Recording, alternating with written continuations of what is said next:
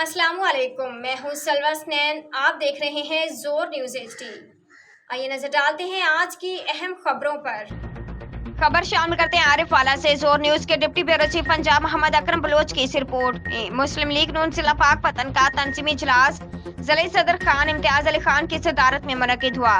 اجلاس میں سابق MNA رانا ارادت شریف خان، مسلم لیگ کے ضلعی سینئر نائب صدر سید ہادی Hussain Shah, divisional general secretary موتیا مسعود خالد، سینئر مسلم لیگ رہنما عاطل محمود المعروف منع خان، لائر فارم کے رہنما میاں اکرم عباسی ایڈوکیٹ، ضلعی کوآرڈینیٹر خواتین یوتھ ونگ رابعہ لطیف، سٹی صدر پاک پاتن ریحانہ عباسی، کوآرڈینیٹر تحصیل عارف والا حمیرہ ظفر، سٹی پاک پتن کے صدر چودھری اعظم، جنرل سیکرٹری MT بٹ، تحصیل عارف والا کے صدر چودھری فاروق، جنرل سیکرٹری بختیار جویا، سٹی جنرل سیکرٹری محمد ابرار شیخ، تحصیل سٹی PP کے صدر و سیکرٹری غلام مصطفیٰ ڈوگر، ریاض خان پٹھان PP کے جنرل سیکرٹری، پیر معین چشتی، ضلعی لیبر ونگ کے صدر عمر دراز حسین، MSF کے ضلعی صدر قمر چھینا، جنرل سیکرٹری شہروز بھنڈارا، مسلم لیگ کے رہنما ہاشم علی، چودھری غلام نبی، بلال خان لودھی، آصف محمود ننھے خان، علی احمد اسد، عدیل ڈوگر، اعظم خان بلوچ۔ آج کے لیے اتنا ہی۔ مزید خبروں اور اپڈیٹس کے لیے دیکھتے رہیں زور نیوز HD۔